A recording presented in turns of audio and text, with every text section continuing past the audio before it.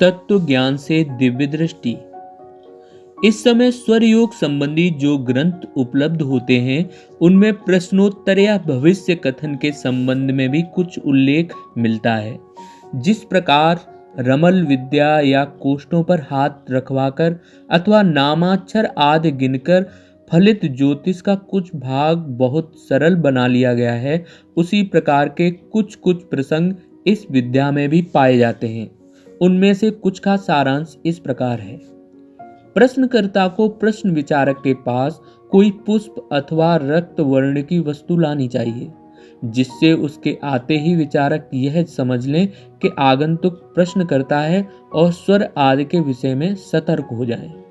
जब प्रश्न विचारने वाले का इड़ा अर्थात बायां स्वर चल रहा हो और प्रश्नकर्ता ऊपर, सामने या बाईं ओर से प्रश्न करे अथवा प्रश्न विचारक के सूर्य स्वर में प्रश्नकर्ता नीचे, पीछे अथवा दाहिनी ओर से प्रश्न करे तो कार्य की सफलता है।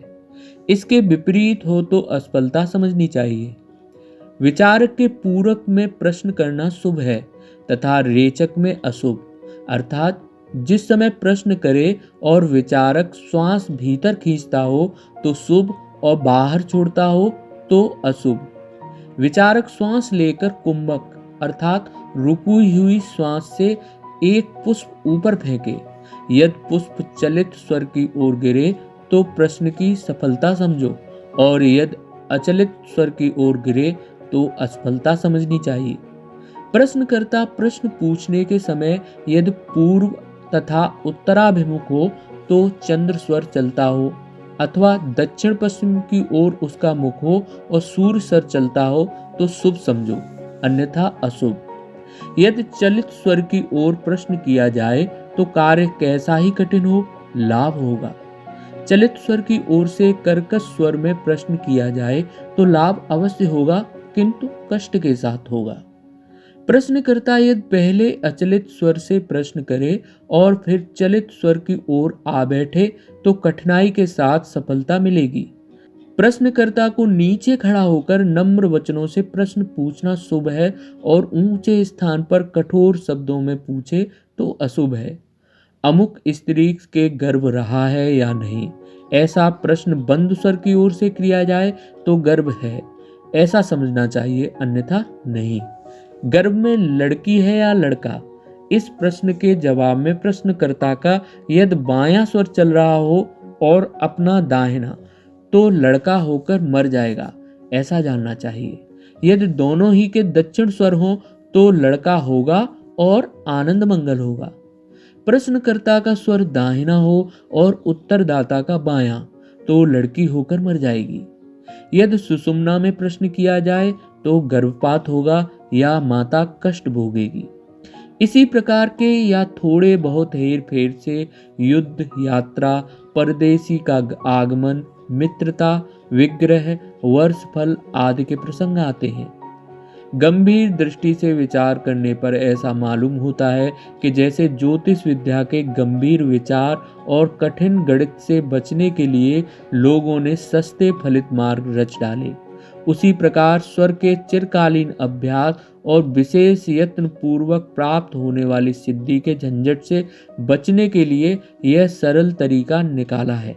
किंतु इस प्रकार के बाल प्रयत्न से परोक्ष ज्ञान की देव दुर्लभ गुत्थी नहीं सुलझ सकती। साधारणतः एक स्वर 1 घंटे चलता है। मान लीजिए कि एक स्वर का फल अशुभ होता हो और 1 घंटे में 50 व्यक्ति प्रश्न पूछने आए, तो क्या उन सबको ही अशुभ फल बता दिया जाएगा? यदि कोई महानुभाव इस प्रकार की फलित विद्या फैलाएंगे तो अपयश के ही भागी बनेंगे। साथ ही इस महाविज्ञान से समाज को भारी क्षति पहुंचेगी। मनुष्य का साधारण ज्ञान बहुत ही कम है, किंतु उसके अंदर अप्रत्यक्ष कई गुप्त बातों को जानने की शक्ति छिपी हुई पड़ी है। संजय महाभारत का सारा दृश्य बहुत दूर रहते हुए भी अपनी दिव्य दृष्टि से देखते थे और उसका वर्णन धृतराष्ट्र को सुनाते थे। इसी प्रकार दिव्य श्रवण, दिव्य ज्ञान आदि के असंख्य उदाहरण हमारे प्राचीन इतिहास में मिलते हैं। अखिल विश्व ब्रह्मांड आकाश तत्व अर्थात ईथर से परिपूर्ण भरा हुआ है। संसार में जो प्रत्यक्ष या अप्रत्यक्ष घटनाएं होती हैं उनके कंपन उठते रहते हैं। किसी कार्य का स्पष्ट रूप से दृष्टिगोचर होना यह तो उसकी अंतिम अवस्था है। यथार्थ में उस कार्य का आरंभ बहुत पहले ही हो जाता है। हम दुकान खोल लेते हैं, दुकान का उद्घाटन देखना हो तो सूक्ष्म दृष्टि से अंतिम कार्य हुआ। उसका आरंभ तो बहुत दिन पूर्व तभी से हो रहा था जबकि उस प्रकार के विचार हमारे मस्तिष्क में उठने शुरू हुए थे। उन विचार कंपनों द्वारा दुकान खुलने तक बड़ा भारी कार्य होता रहता है। यद्यप हम इसे नहीं जान पाते तो भी कार्यों का होता रहना निसंदेह है। किसी घटना के घटित होने से पूर्व ईथर में तत्संबंधी जो हलचलें होती हैं उनके अप्रत्यक्ष और गुप्त भाव हमारे पास तक पहुंचते रहते हैं। यदि किसी का मन इतना स्वच्छ हो कि वह इन सूक्ष्म कंपनों के प्रवाह को समझ सके तो निसंदेह गुप्त और भविष्य में होने वाली घटनाओं को वह जान सकता है। हमारी नाक, कान, आंख आदि स्थूल इंद्रियां बहुत ही मामूली शक्ति रखती हैं। आंखें केवल उन्हीं पदार्थों को देख सकती हैं जिनसे नेत्रों के ज्ञान तंतुओं से टकराने वाली एक विशेष प्रकार की ज्योति निकलती है।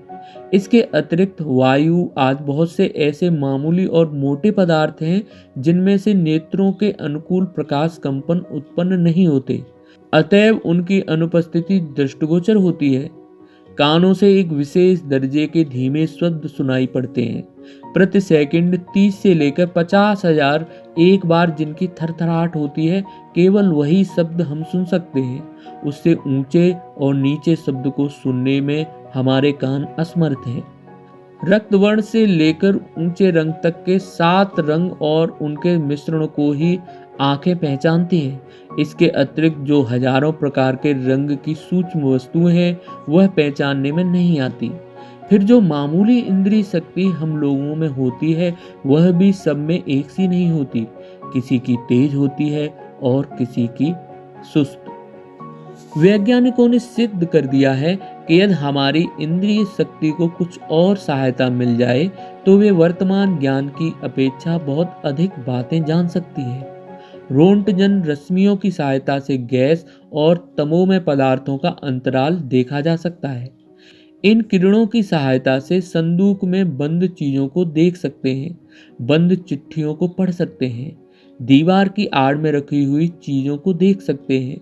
एक्सरेज द्वारा शरीर के अंदर से चित्र रोज उतरते हुए हम देखते हैं। मनुष्य का पिंड देह स्थूल देह का सूक्ष्म भाग है और उसके अंतर्गत है, इसलिए उसकी ज्ञानेंद्रियों में अखिल प्रकाश भरा रहता है। यदि इंद्रियों की सूक्ष्म शक्तियों को ऐसा जागृत कर लिया जाए कि वह अपने आंतरिक आकाश में होने वाले कंपनों की गतिविधि का कुछ अधिक अनुभव कर सके तो निश्चय ही उसे वैसा ही दिव्य ज्ञान प्राप्त हो सकता है जैसा कि कुछ सिद्ध योगियों में देखा जाता है। अध्यात्म विद्या के मर्मज्ञों का कथन है कि शरीर में मूलाधार आदि चक्र हैं। यह दिव्य शक्तियों के सूक्ष्म केंद्र हैं। इन केंद्रों को इंद्रिय नहीं समझा जाता क्योंकि इनसे आंख कान की तरह देख या सुन नहीं सकते। फिर भी यह अंतर जगत की इंद्रियां ही हैं। यह एक प्रकार के भंवर हैं। जैसे नदी के भंवरों में बहता हुआ पानी एक परिक्रमा देकर आगे बढ़ता है, उसी प्रकार सूक्ष्म कंपन अपने अनुकूल भंवरों चक्रों की परिक्रमा हमारे शरीर के अंदर भी करते हैं। अद्भुत बातों का जानना असंभव नहीं है, केवल दर्जे का भेद है।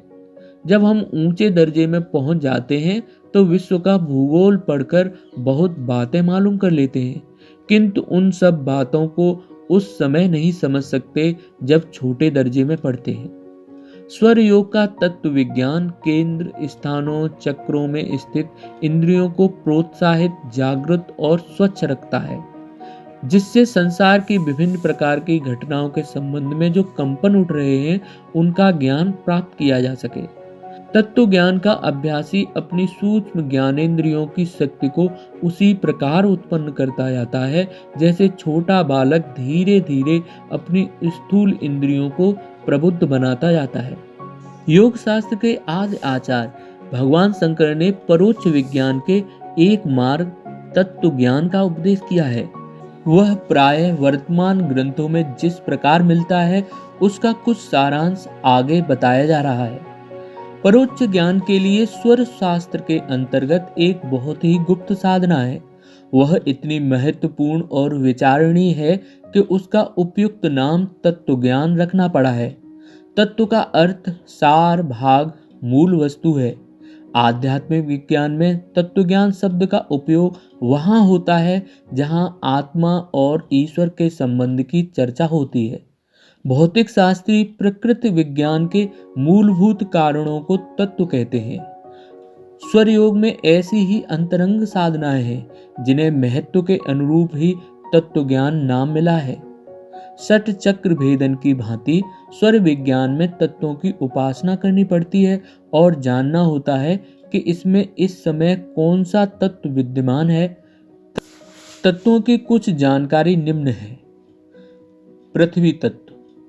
इस तत्व का स्थान मूलाधार चक्र अर्थात गुदा से 2 अंगुल अंडकोशों की ओर हटकर सीवन में स्थित है। सुषुम्ना का आरंभ इसी स्थान से होता है। प्रत्येक तत्व चक्र का आकार कमल के पुष्प जैसा है। यह भूलोक का प्रतिनिधि है। पृथ्वी तत्व का ध्यान इसी मूलाधार चक्र में किया जाता है। पृथ्वी तत्व की आकृति चतुष्कोण, रंग पीला, गुण गंध है। इसलिए इसको जानने की इंद्रिय नासिका तथा कर्मेंद्रिय गुदा है। शरीर में पीलिया, कमलवायु आदि रोग इसी तत्व की विकृति से पैदा होते हैं। भय आदि मानसिक विकारों में इसकी प्रधानता होती है। इस तत्व के विकार मूलाधार चक्र में ध्यान स्थित करने से अपने आप शांत हो जाते हैं। साधन विधि। जब एक पहर अंधेरा रहे तब किसी शांत स्थान और पवित्र आसन पर दोनों पैरों को पीछे की ओर मोड़कर उन पर बैठें। दोनों हाथ उल्टे करके घुटनों पर रखो जिससे उंगलियों के छोर पेट की ओर रहें। फिर नासिका के अग्रभाग पर दृष्टि रखते हुए मूलाधार चक्र में लंब बीज वाली चौकोर पीली रंग की पृथ्वी का ध्यान करें। इस प्रकार करने से नासिका सुगंध से भर जाएगी और शरीर सोने के समान कांति वाला हो जाता है। ध्यान करते समय ऊपर कहे हुए पृथ्वी तत्व के समस्त गुणों को अच्छी तरह ध्यान में लाने का प्रयत्न करना चाहिए और लम इस बीज मंत्र का मन ही मन शब्द रूप से नहीं वरन ध्वनि रूप से जप करते रहना चाहिए। पुस्तक का शेष भाग अगले वीडियो में। अगर आपको यह वीडियो अच्छा लगा हो तो वीडियो को लाइक करें, शेयर करें और चैनल को सब्सक्राइब करना ना भूलें। धन्यवाद।